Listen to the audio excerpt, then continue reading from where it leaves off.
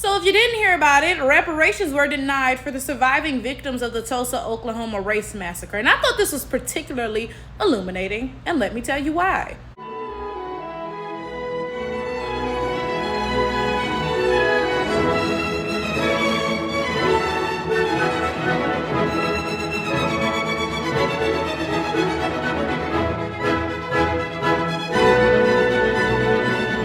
Now, if you did not know, African Americans are those of us who are descended from transatlantic slavery in the United States of America, okay?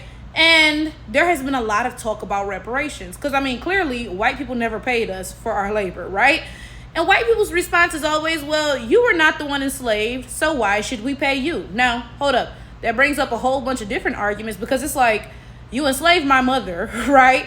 And then you made sure not to pay her. And then when she finally died and I told you, hey, you never paid my mom, so you owe me that money. You said, well, you weren't the one enslaved. Your mom has died already. That brings up a whole other argument, right? But we're not even going to get into that. We're just going to take what white people said as their unbiased truth, right? Their claim is that reparations are only owed to the people who were directly affected by ABC, right? So using their logic, then people who are still alive, who were directly involved in the Tulsa Race Massacre should be paid reparations, right?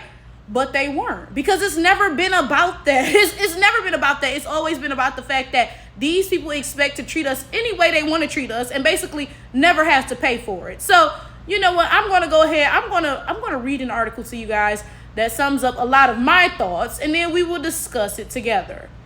Now, this is an article written by Jarvis DeBerry on MSNBC, okay? In the Supreme Court's outrageous Dred Scott decision of 1857, Chief Justice Roger Taney denied the enslaved plaintiff's claim for freedom with what was, in his mind, a self-evident truth. People of African descent were so far inferior that they possessed no rights which the white man was bound to respect. We're 167 years past Scott, arguably the worst Supreme Court opinion ever, but its animating spirit lives on in the Oklahoma Supreme Court's Tulsa Race Massacre decision on Wednesday. In denying reparations to massacre victims, the state high court told black people, as they have been told repeatedly, that no matter how intense or how obvious their undeserved suffering, and no matter when they make their claim for redress, those in power can find a legal rationale to disregard it. Opponents of reparations for slavery have often made the bad faith argument that at this point the money would be paid to people who never experienced slavery. Such cynical arguments rarely acknowledge that people who did directly experience slavery demanded reparations and were, in almost all cases, denied. Those arguments also imply a willingness to support payments for people who did personally suffer the kind of violent racism that forced them from their homes and left them without their possessions. And yet, when survivors of just that kind of racism make such a righteous demand, they too are rebuffed.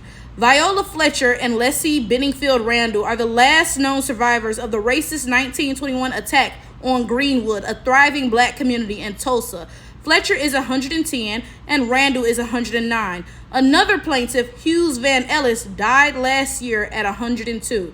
They wanted punitive damages, a compensation fund, and a scholarship for descendants of Greenwood residents who lived through that attack. And what may well be the very last attempt to force the government to pay for the violence, they sued Tulsa's Board of County Commissioners, and the Oklahoma Military Department under the city's public nuisance statute. The plaintiffs also specifically called out defendants' exploitation of the massacre for their own economic and political gain. In other words, Tulsa has been selling itself to tourists and visitors as a place where people can come to learn about a white mob killing about 300 people, but those who suffered from that mob are not benefiting from what has become a historical tourist attraction. Last year, an Oklahoma District Court agreed with the city's argument that simply being connected to a historical event does not provide a person with unlimited rights to seek compensation. The state Supreme Court ruled 8-1 Wednesday that though plaintiffs' grievances are legitimate, they do not fall within the scope of our state's public nuisance statute. We further hold the plaintiffs' allegations do not sufficiently support a claim for unjust enrichment, nor do the allegations sufficiently support a claim for the unauthorized use of name and likeness. Unlike in the Dred Scott ruling, the Oklahoma judges acknowledged that the plaintiff's grievances are legitimate, but that clause is effectively meaningless. Fletcher and Randall are still being denied. Their attorney said Thursday that they'll file for a rehearing with the court, but that seems like a futile act. The pair's legal team also asked the Justice Department to open an investigation under the Emmett Till Unsolved Civil Rights Crime Act of 2007. But that act didn't even lead to any new charges in the kidnapping and murder of Emmett Till, a crime that happened 34 years after a white mob razed Greenwood. There's a depressing irony to them bringing up Till, though. The 14-year-old black boy's killers, and there's no need to say allegedly here because they later admitted they killed him, were tried at a time and place, 1955, in Mississippi, that meant an acquittal was virtually guaranteed. But later demands for punishment for those involved in Till's lynching and other racist murders in the South were met by pleas to let bygones be bygones. Black people who saw their neighbors slaughtered and their possessions looted and set on fire in Greenwood would not have had any expectations of reparations in 1921. As cases such as Till's illustrated, the next generation would not have expected reparations either.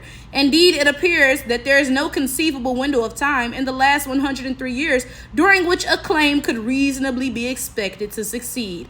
Not then, not now, and at no point in between.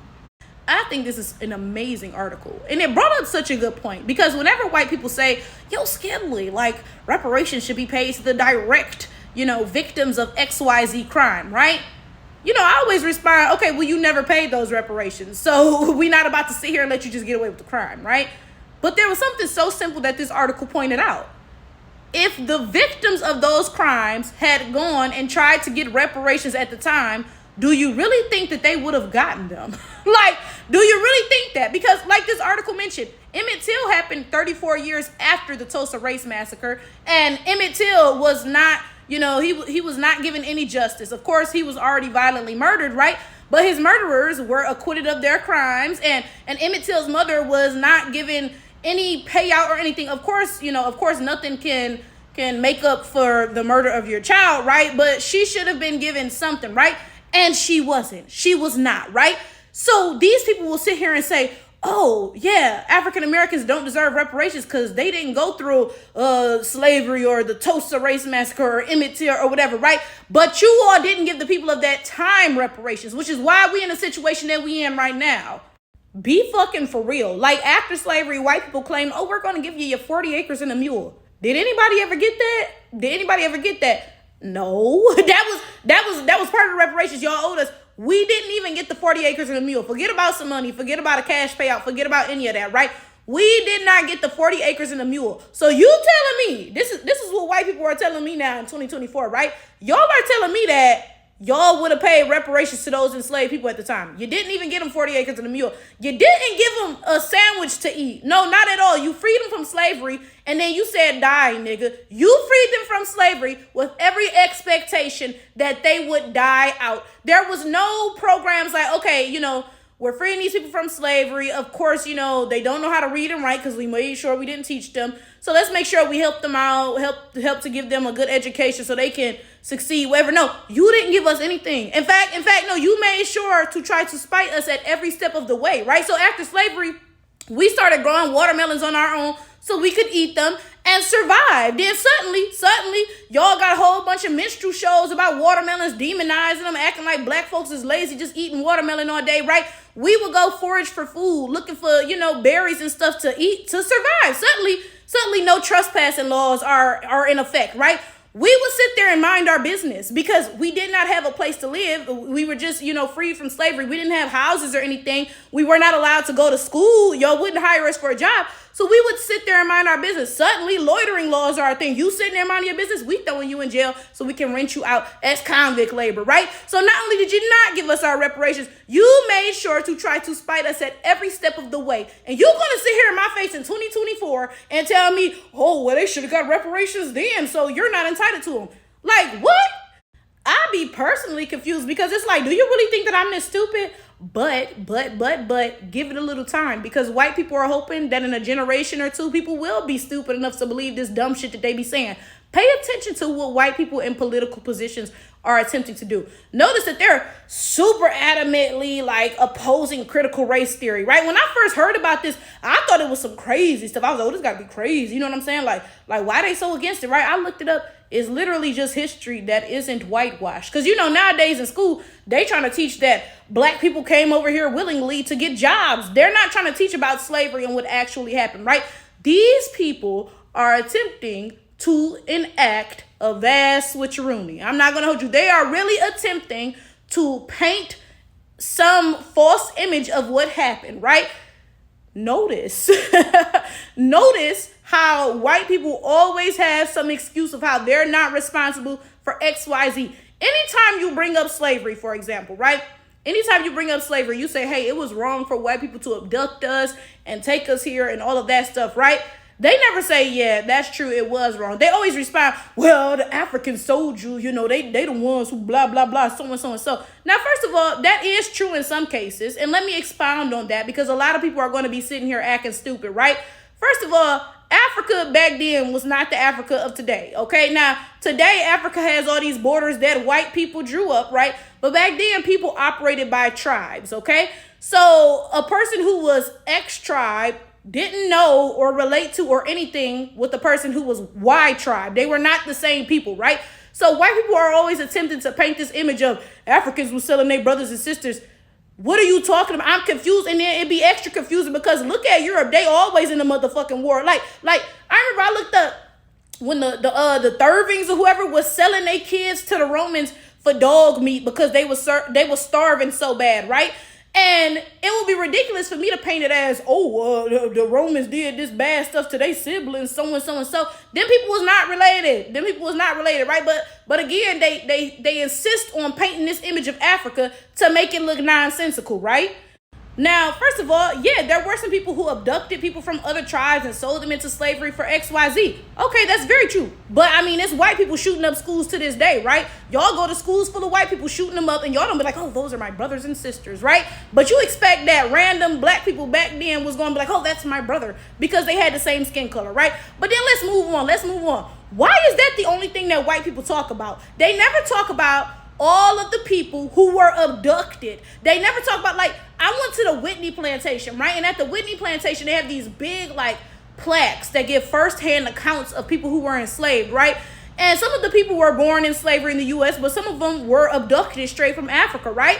And there was one woman who was abducted as a little girl, and she said, yeah, me and my mom were out getting water, and a white man came up to us and said, oh, I have gifts on my boat. If you get on my boat, I'll give you, whatever. So we went with him to get on his boat, and then next thing we know, we slaves, right?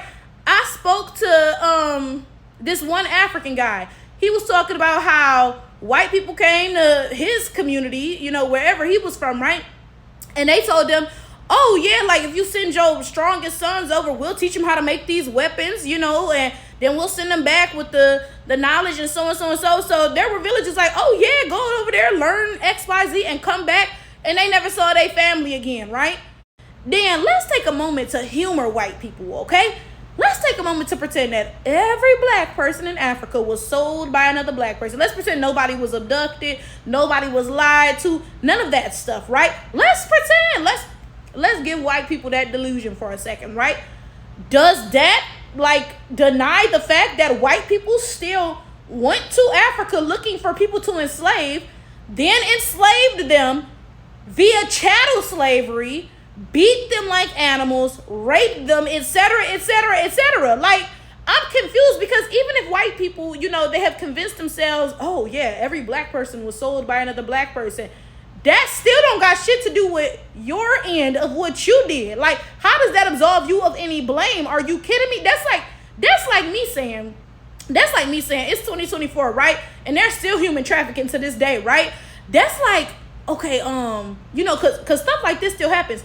There will be parents who will sell their kids into XYZ, right? And somebody will buy them and sell them into slavery, sex slaves and all this other stuff, right? That's like that person saying, oh, well, the parents sold the kid to me. So, I mean, like, shoot, basically, I'm innocent. Yeah, I bought them and beat them and raped them and enslaved them. But, I mean, it's the parents' fault because they sold them. Huh? Like, yeah, the parents are wrong too. Lock them up too. Absolutely, right? But how does that absolve you of your role in what happened?